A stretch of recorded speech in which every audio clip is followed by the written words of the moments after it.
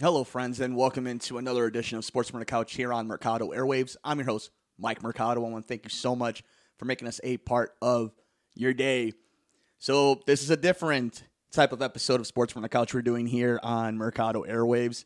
I would love to be talking about the Cubs sucking and the White Sox dominating. I would love to be talking about the NBA playoffs, the Stanley Cup playoffs. I would love to be talking about literally anything else than what we're about to talk about. Obviously, everybody's seen what happened from George Floyd, Breonna Taylor, Jacob Blake, so on and so forth, to a 17-year-old feeling enough in himself and what he's been told in this rhetoric to go out there and feel like he needs to play Captain America. And yet we still feel this weird division of all times as Americans to feel like it's all right to see what's happening right now. I'm not here to lecture you. I'm not here to change your mind anymore. That's all come and gone. I'm here to let you know what I'm feeling. I'm allowing you to see a vulnerable side in me, to be inside my home studio, to get a little bit of an idea of what's going on in my brain. How can in any good faith can I sit here and talk about sports, talk about scores, talk about stats, talk about scheduling, about COVID testing for the NFL, when up north, less than an hour away, maybe a little bit more, in my great city of Chicago, a city is on fire. You have teams. See, this isn't about politics. This isn't about me sticking to sports.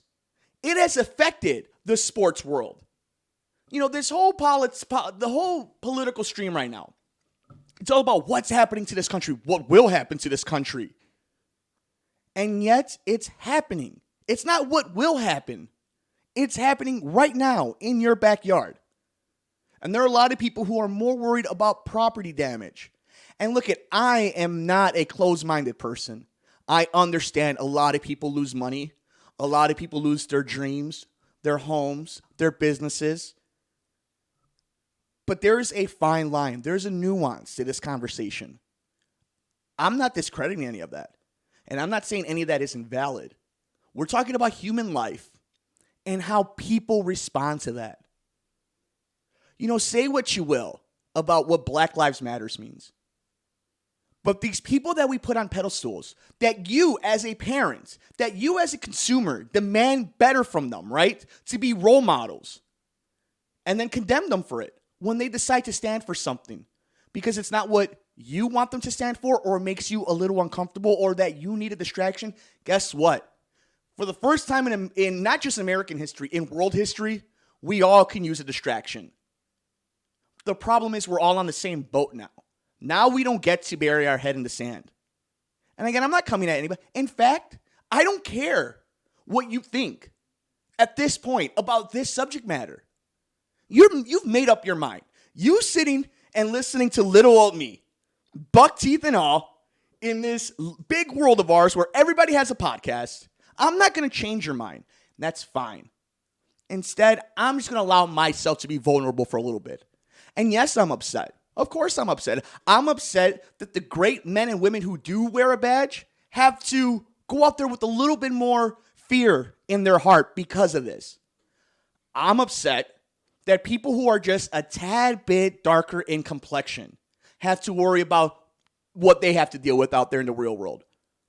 I'm upset that I can't talk about sports, something that's made me a decent living, something that I enjoy doing.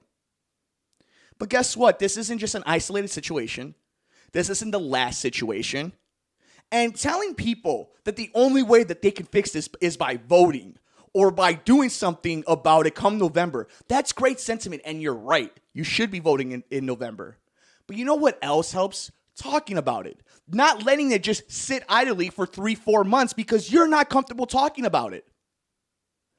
And you don't need somebody from Hollywood, somebody in the Republican convention, the Democratic convention, an athlete, or me to tell you what's right. Sometimes, guys, it's okay to keep an opinion to yourself. And I'm not here to tell you what I think about everything that's going on. I'm talking to you about how I feel about it. how it makes me feel. Look, we live in a country that men aren't supposed to talk about their feelings. We live in a country where we condemn people for what they really believe. And then we've tried to form them to have our opinions. That's not what I'm doing here. I want to talk about sports. The sports world has been affected. Stick to sports doesn't exist anymore. It stopped existing when people made a political division in 2016 with Colin Kaepernick. Whether you agree with him or you don't, in 2020, we all know what happened. And the fact that the commissioner of the NFL has said they should listen to him should be enough to tell you what the real problem with that scenario was. Or at least who up there, top of office, had a problem with. And look at, if you're callous, you understand as a business, hey, we can't be having bad PR. But what have we learned? Pushing things away, putting Band-Aids on them instead of curing it, just makes it worse. This isn't going to get better. I'm sorry, friends. This isn't going to get better. Do you get to see an NBA Finals champion? I don't know. Do we deserve it? Do we deserve it? Do we as a people deserve to be able to just sit on our couch and watch sports like nothing as bad is happening in this world? Do you do that when your kids do something bad? You just let them watch TV? Do you just let them get away with it? All I'm asking for is that there isn't hypocrisy. You can have your opinion. Hell, you don't have to agree with anything that anybody says when it comes to this subject matter. But are you a hindrance? Well, what are you doing to make this get better? Again, if you're callous enough and all you care is about your football or your movies or your job, which again, the job at least is for stability and for livelihood. But if all you care about is you, yourself, and your inner circle, how do we move on from this? By attacking the problem right now. And by attacking the problem, I don't mean police officers. I mean the institution, the system, the judicial system, the way we penalize people, the way we put people in prisons. I'm talking about the educational system. I'm talking about how people are able to buy homes in this country. I'm talking about how so many people that aren't black, that aren't Hispanic, that aren't any type of immigrant, that are white, who are poor, who don't see this, that they are being victimized as well. That they are being targeted, that they are being treated as less than. This isn't a skin thing. What you're seeing now is the system attacking one of its kind. And it's been driven and was created by skin color. And that's such an easy narrative for people to just keep going on. And that's the thing. This doesn't stop at black people. This keeps going. This only gets worse. And the fact that it's been happening for 400 years, and we think there's no possibility that it will get any further than that, it's crazy. It's absolutely crazy. I love each and every one of you. I wish for nothing for the best for each and every one of you. I know a lot of you are going to disagree with this.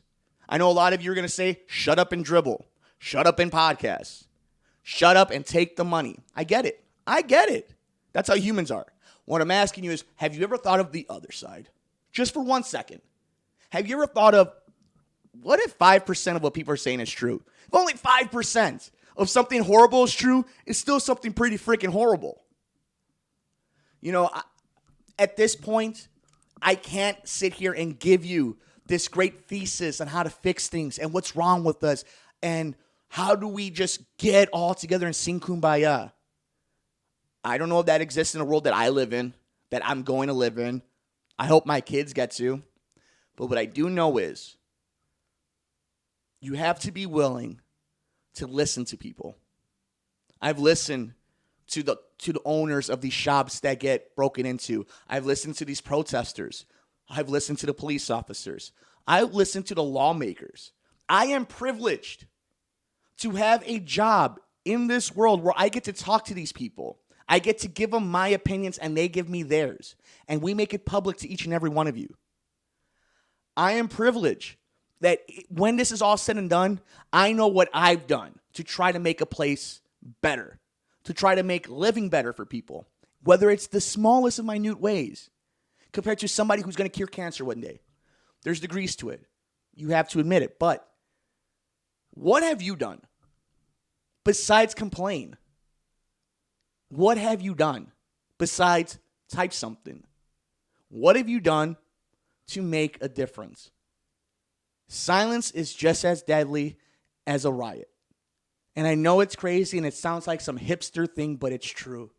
When people who have a voice don't use it, what's the point? You might as well be mute.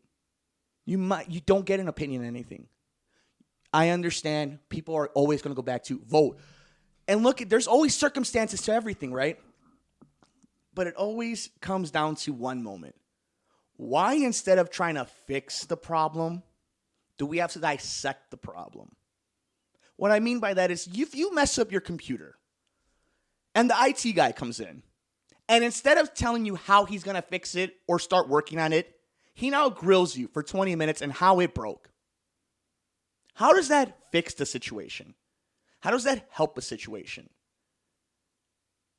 That's what this is.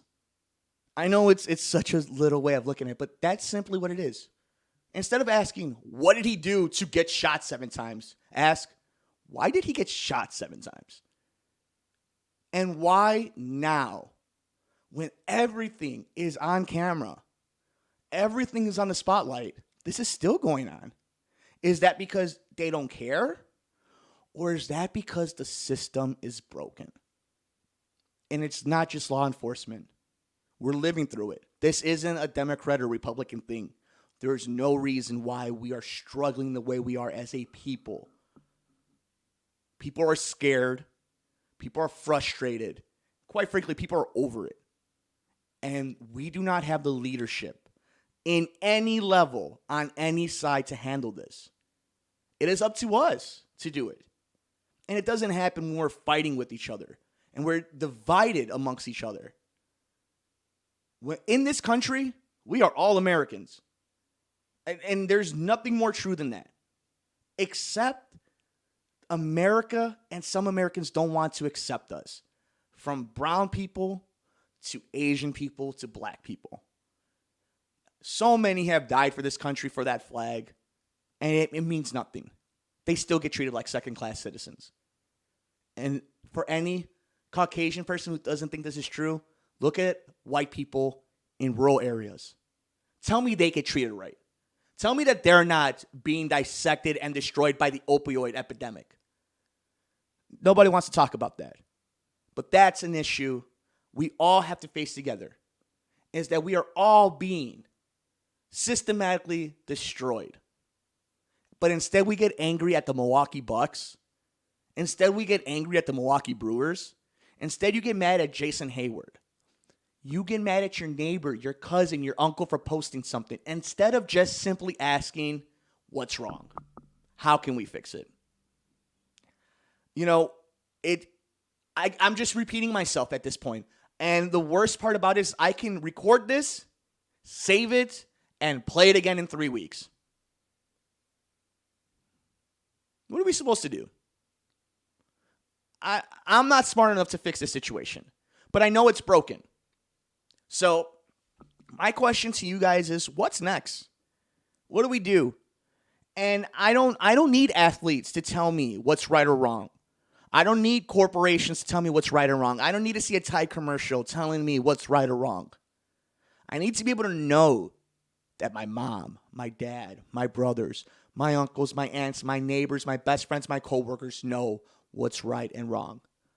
I'm not talking about how much money goes into the military. I'm not talking about how much should we finance NASA. I'm not talking about anything that normally has to do with politics. This isn't political. Your neighbor is asking for help. What are you going to do about it? You're going to sit there and argue and say you don't need any help? Or are you going to reach out in hand? That's up to you. And here's the thing. If any of you don't like that I'm not talking about sports, look at your sports world right now. And what are they talking about? But I'm not going to preach at you. All this is just what's from here and from in here. From the brain to the dome. That's it. Maybe we'll come back later on this week and we'll be talking more sports. Or maybe we'll be talking about another situation in which America disappointed its people. This is the greatest country in the world.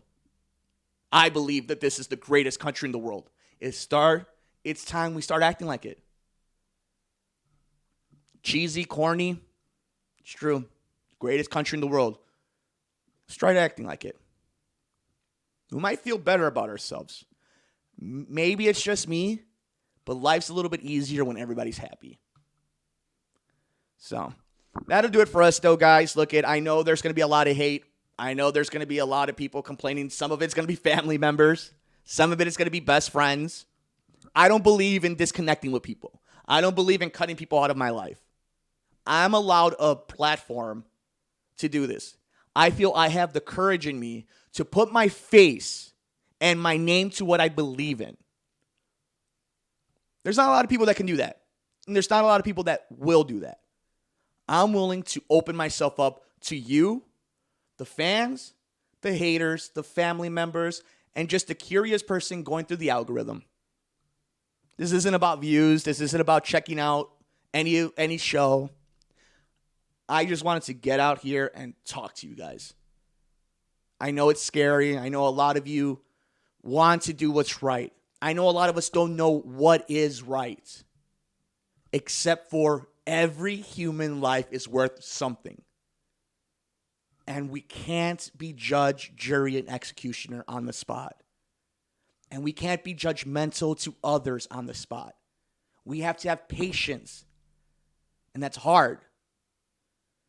I always thought that maybe a global pandemic would be what it took to get us all into one side. And obviously that's not the case. Maybe losing sports is. I don't know. But what I do know is, for those of you who have stuck with us this long on this video, for those of you who are even interested in what I have to say, just know I do it because I feel it's my responsibility to say something. I don't have the answers. I'm not going to tell you what the answers are. I just felt like you need to know what I'm thinking. And when I do an episode, let's say tomorrow, or I do a Good Brothers episode, or we do anything, where my heart and my mind are. And, it's tough. There's no script. I don't have any notes. This is all off the dome. This is all off top, just from the heart. So I hope you guys are at the very least appreciate that I trust in you guys to take some of this and, if not agree with it, to at least just listen. I said it to you guys. I don't care. This isn't about changing your mind, because I don't care about changing your mind. I just care that you listen, that you have it in you. You have the skill in you to listen. Thank you, guys. I love you. Please take care of yourself. Take care of each other. And don't give up on people. As scary as it sounds, as stupid as people may seem on social media, don't give up on people. We will get to the other side of this. It will be better. It won't be overnight, and we will have more obstacles to go through. This isn't about you being white and going against your race. This isn't about you being black and being only about your race. It's about loving and caring for people. Thank you for joining us here on Sports from the Couch.